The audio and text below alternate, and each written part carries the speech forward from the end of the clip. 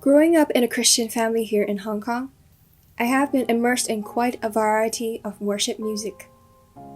From the Christian hymn, O Come, Emmanuel, which dates back to the 8th or the 9th century, to Pray for the City, or Pray for Hong Kong, which is written in the midst of social unrest in 2019. All of which are praises and prayers to God, thanksgiving and reminders of the goodness of God expressed through music. It evolves along with the cultural developments and social context of the respective regions. The popular culture of Hong Kong surely has deeply influenced Cantonese worship music, especially in the recent decades. So I'll be introducing to you Christian worship music in the 21st century that is unique to our culture here in Hong Kong. So where and when do we play or sing songs of worship? Well, you may have seen choirs singing, "Joy to the world, the Lord has come," caroling on the streets on Christmas Eve, or it might have popped up on YouTube. But the main context in which worship sections are held is in sermons. A sermon is when Christians gather during the weekends and listen to biblical teachings taught by a pastor at church. Within the local churches of Hong Kong, we put a lot of emphasis on a message brought up through hymns and its correlation with the theme of the sermon. Worship music plays important roles in portraying important messages and engaging the congregation into worship. So before the pastor starts preaching, the worship team leads the congregation into singing a few songs, preparing our hearts to focus on the message we are going to hear and receive. And after the preaching, another worship section echoes the teaching or acts as a calling for the congregation to respond to. This affects how Cantonese worship songs are written and chosen based on different topics and settings.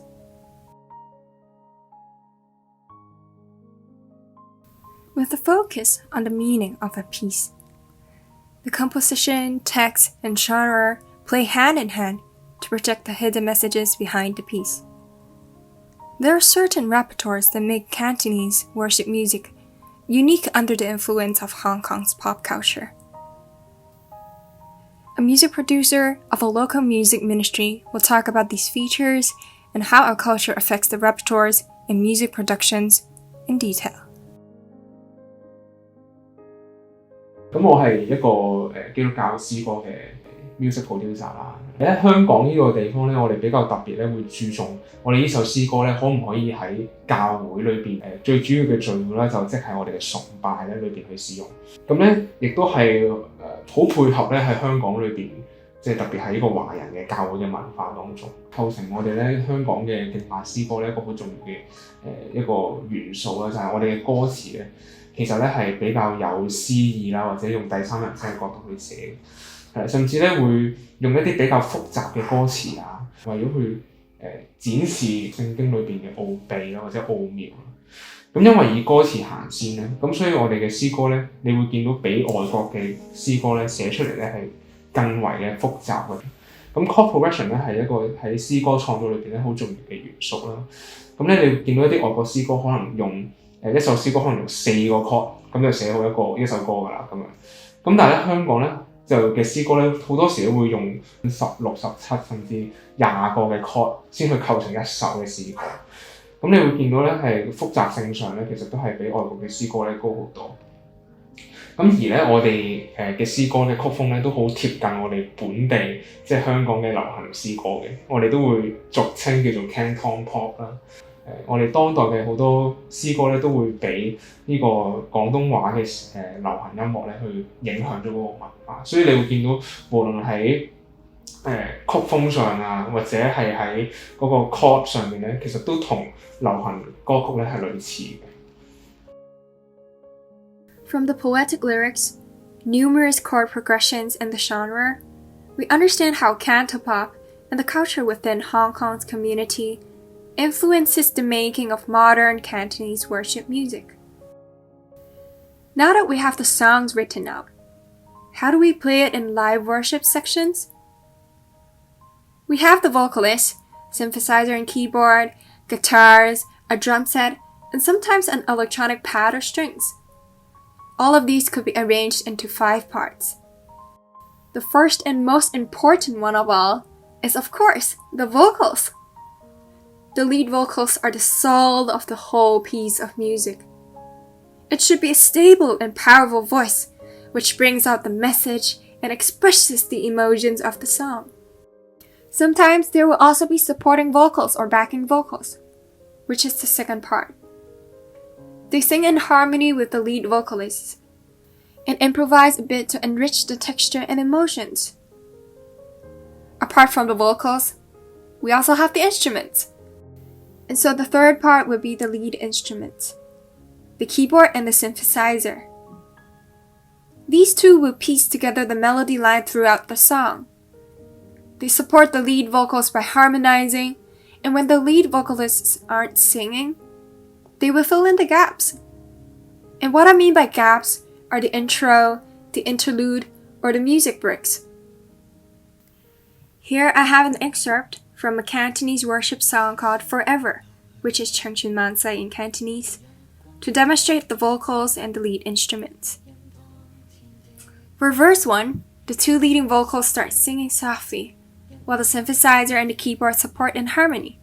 And at the interlude between verse 1 and verse 2, the lead vocalist will stop singing, and you will hear the synthesizer and the keyboard fill in the gaps to keep the momentum going.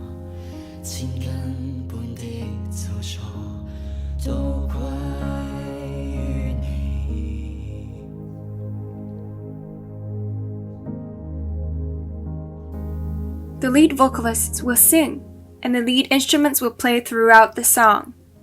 Hey, but what about the guitars and the drum set? Hang in there, they're coming. The fourth part is the rhythm instruments.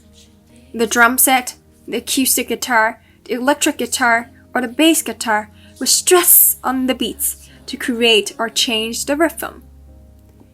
And the last part will be the color or the accompanying instruments, such as the electronic guitar or electronic pad. These instruments complete the song with special tonal characteristics, meaning that you can take them away. The song can still go on without them, but there will be less color. So let's hear it out.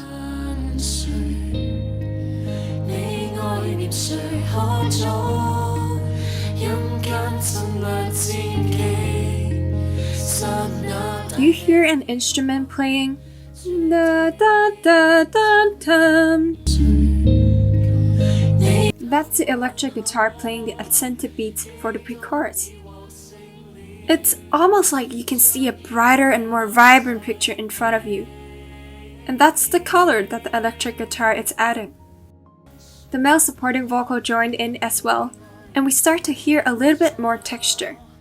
And later on, the drum set joins in too, to add on to the rhythm, and the 2 supporting vocals will sing in harmony. This builds up the atmosphere to the peak as the full band plays, exclaiming with joy and in powerful ambience, "The Lord is risen!"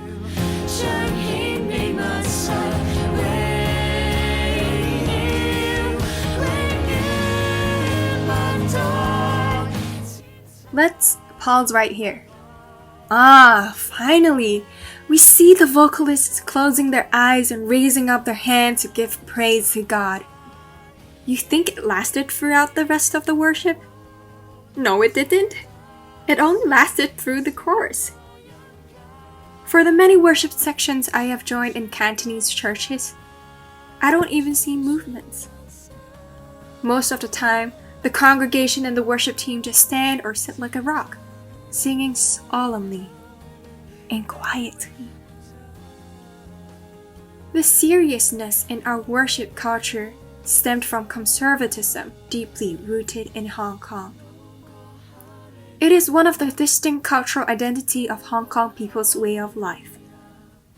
Unlike Western countries where worshippers will throw up their hands in praise, dance with joy to the music, or kneel in prayer, I believe if I start dancing or crying at a local worship section, I'll probably end up in Castle Peak. Despite being an international metropolis, Hong Kong's culture is still conservative, strict, and solemn. And these unique features are depicted in Cantonese worship music, even in the 21st century.